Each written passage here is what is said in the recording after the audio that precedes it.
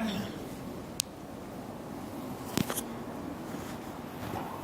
حضرة النبي مصطفى صلى الله عليه وسلم وآله الكرام وأصحابه العظام شيء لله ولهم الفاتحة.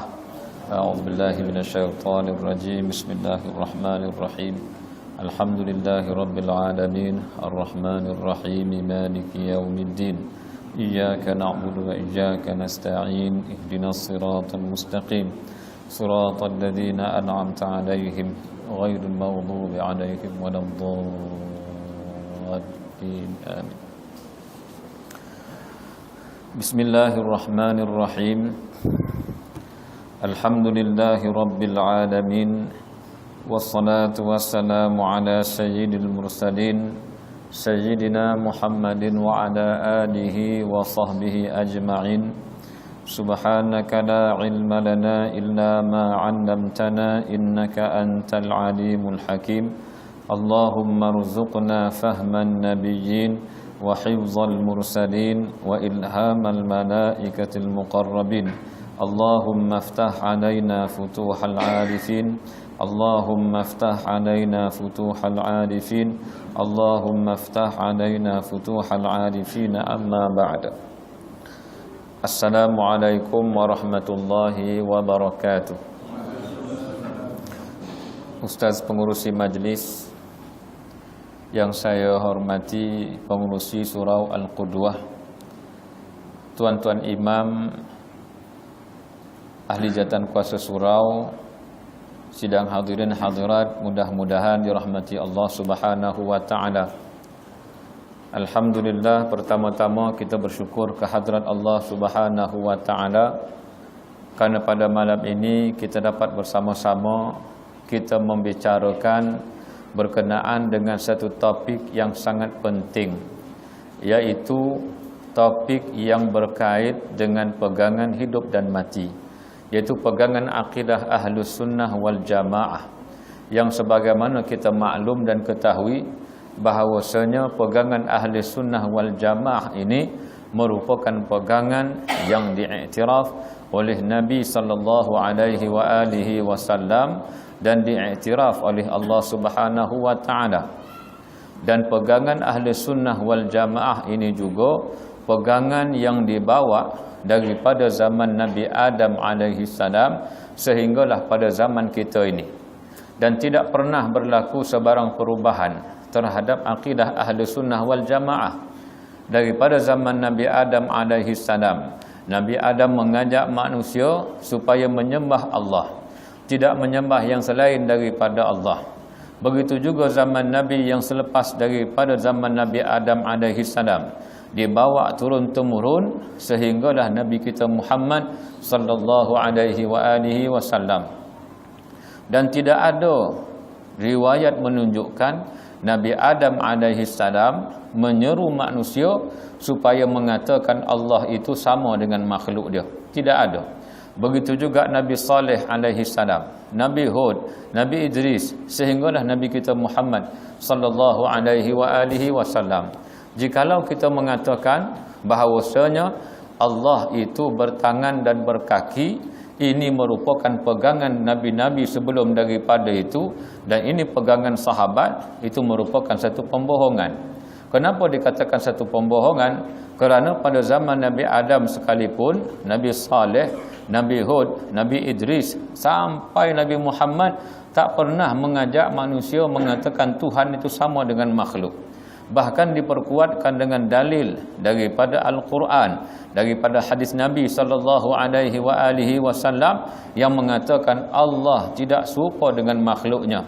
Bahkan ulama seperti Ibnul Jauzi mengatakan al-mujassim ya'budu adaman wal mu'attil ya'budu adaman.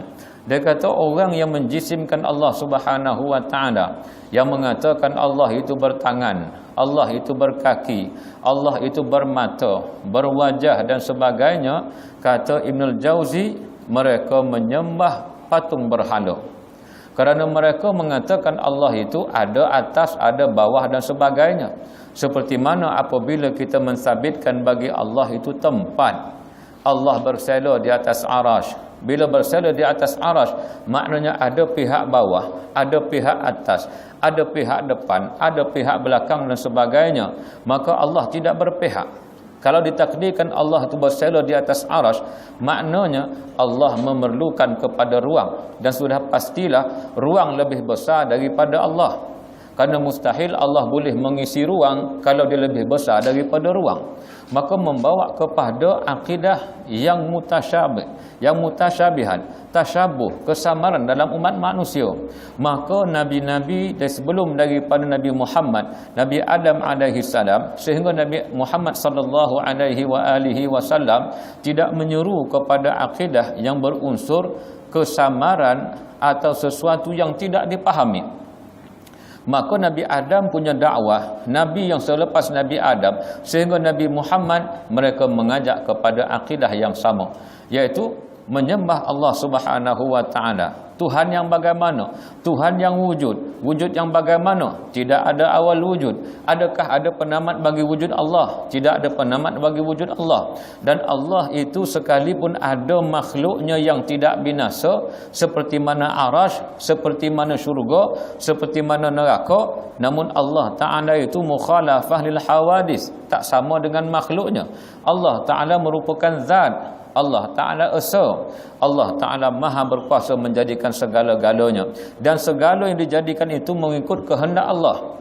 Dan kehendak Allah serta ciptaan Allah itu berlegar di ruang lingkup ilmu Allah Subhanahu wa Ta'ala. Dan Allah Ta'ala maha hidup, Allah Ta'ala mendengar, Allah Ta'ala melihat, dan Allah Ta'ala berkata dengan kalamnya yang qadim. Inilah merupakan dakwah yang dibawa oleh para nabi sehingga zaman kita sekarang ini. Inilah akidah yang terpakai, yang dikatakan sebagai al-firqatun najiyah, iaitu firqah yang terselamat daripada sesat dan juga bid'ah. Maka tuan-tuan, kita nak bincangkan berkenaan dengan al-firqah an-najiyah, iaitu golongan yang terselamat, golongan yang dirahmati oleh Allah Subhanahu wa Ta'ala. Mereka yang terlepas daripada neraka jikalau mereka benar-benar berakidah dengan akidah ahli sunnah wal jamaah. Maka timbul persoalan, siapakah ahli sunnah wal jamaah? Ahli sunnah wal jamaah ini tuan-tuan telah pun bermula ceritanya sejak daripada zaman Nabi sallallahu alaihi wasallam, dan isi kandungan pegangannya itu telah bermula pada zaman Nabi Adam alaihi salam. Cuma penjenamaan, bilakah dijenamakan ahli sunnah wal jamaah, ini yang menjadi perbahasan para ulama, metodnya itu. Namun nama ini nama baru, tapi isi kandungan konten dia merupakan benda yang sama yang dibawa oleh nabi-nabi yang sebelum daripada Nabi Muhammad sallallahu alaihi wasallam. Maka bila kita menyebutkan berkenaan dengan ahli sunnah wal jamaah, kita kena faham ahli sunnah ini sendiri merupakan para pengikut sunnah, pengikut Nabi sallallahu alaihi wasallam, dan jamaah iaitu kumpulan besar daripada orang Islam. Itu dikatakan ahli sunnah wal jamaah secara sepintas lalu. Namun pengertiannya secara khusus tuan-tuan memerlukan kepada pengajian. Cukup kita mengatakan mereka yang mengikuti Nabi sallallahu alaihi wasallam dan mereka mengikuti majoriti umat Islam. Itu dikatakan ahli sunnah wal jamaah.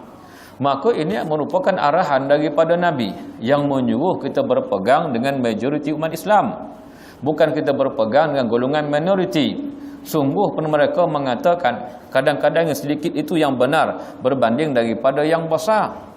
Tuan-tuan, katakanlah kalau kita bermusyawarah, kita mesyuarat, daripada 30 orang atau 100 orang, 10 tidak bersetuju, kita kata apa keputusan tersebut?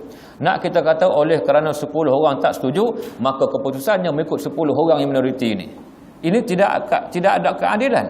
Tak adil dalam keputusan, kerana mengenepikan golongan majoriti dan mengambil pandangan minoriti.